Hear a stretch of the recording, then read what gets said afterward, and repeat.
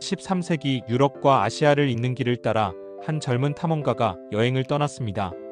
그의 이름은 바로 마르코 폴로. 그는 단순한 여행자가 아니라 당시 서양에 거의 알려지지 않았던 동방 세계의 문화를 소개한 위대한 기록자였습니다. 오늘은 마르코 폴로의 모험과 그가 남긴 동방견문록의 진실을 파헤쳐 보겠습니다. 1254년 이탈리아의 상업도시 베네치아에서 태어난 마르코 폴로. 그의 아버지 니콜로 폴로와 삼촌 마페오 폴로는 이미 실크로드를 따라 아시아로 향한 경험이 있었습니다. 마르코가 태어나기도 전에 이들은 몽골 제국의 쿠빌라이 칸을 만나고 돌아왔죠. 그리고 1271년 마르코 폴로는 17살의 나이에 아버지와 삼촌을 따라 다시 한번 동방을 향한 여정을 시작했습니다. 이들은 당시의 실크로드를 따라 페르시아, 중앙아시아를 지나 장대한 사막을 넘으며 여행했습니다. 길 위에서 만난 다양한 민족과 문화는 마르코 폴로의 시야를 넓혀주었고, 그는 이 모든 것을 세심하게 기록하기 시작했습니다. 사막에서는 극심한 더위와 모래 폭풍을 견뎌야 했고, 가끔 물과 식량이 부족한 상황도 발생했습니다. 하지만 그는 포기하지 않고 새로운 땅을 향해 나아갔습니다. 드디어 3년간의 긴 여정을 거쳐 몽골 제국의 수도인 대도, 현재의 베이징에 도착한 마르코 폴로 일행.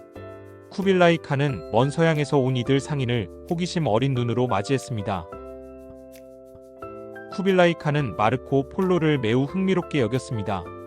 그는 마르코의 지식과 언어 능력을 인정하며 자신이 다스리는 여러 지역을 탐방하도록 명령했죠. 마르코 폴로는 몽골 제국 곳곳을 돌아다니며 다양한 풍습과 문화, 행정 제도를 직접 보고 기록했습니다. 그는 몽골의 효율적인 우편 시스템과 거대한 도로망을 보고 경이로움을 감추지 못했습니다. 유럽에서는 볼 수 없는 종이 화폐와 정교한 농업 기술, 인상적인 도시 건축도 그의 여행기에서 자세히 설명되었습니다. 마르코 폴로는 당시 유럽인들에게 생소했던 중국의 종이화폐, 화려한 궁전, 정교한 도로망, 우편 시스템 등을 상세히 기록했습니다. 그는 쿠빌라이 칸이 직접 지휘한 남송 정복전과 전쟁에서 사용된 다양한 군사 전략을 생생하게 묘사하기도 했습니다. 그는 일본을 지팡구라고 기록하며 황금이 넘쳐나는 나라라고 묘사했지만 정작 그는 일본을 방문한 적이 없었습니다. 이는 원나라 함대가 일본 원정을 떠났다가 태풍으로 실패한 이야기를 전해 들었기 때문이었습니다. 동방견문록은 유럽에서 큰 반향을 일으켰지만 일부 내용에 대해 의문을 제기하는 학자들도 있었습니다.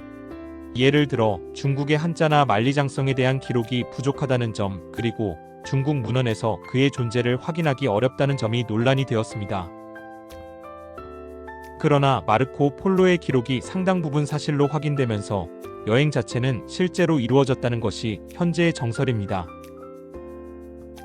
1295년 마르코 폴로는 베네치아로 돌아왔습니다.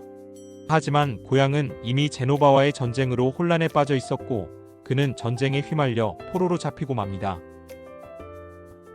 그는 감옥에서 동료 죄수였던 작가 루스티켈로 다 피사에게 자신의 여행담을 들려주었고 이것이 동방견문록으로 남게 되었습니다. 1324년 마르코 폴로는 세상을 떠나며 마지막으로 이렇게 말했습니다. 아직 내가 본 것의 절반도 말하지 않았다. 그의 이야기는 단순한 여행기가 아니라 세계를 바라보는 새로운 시각을 제공하는 귀중한 기록으로 남았습니다. 마르코 폴로의 여행은 유럽과 아시아를 잇는 가교 역할을 했습니다.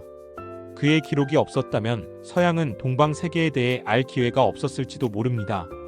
그의 이야기가 오늘날까지도 흥미로운 이유는 바로 우리가 사는 세상을 더 넓게 바라보게 만들기 때문 아닐까요? 지금까지 마르코 폴로의 이야기였습니다.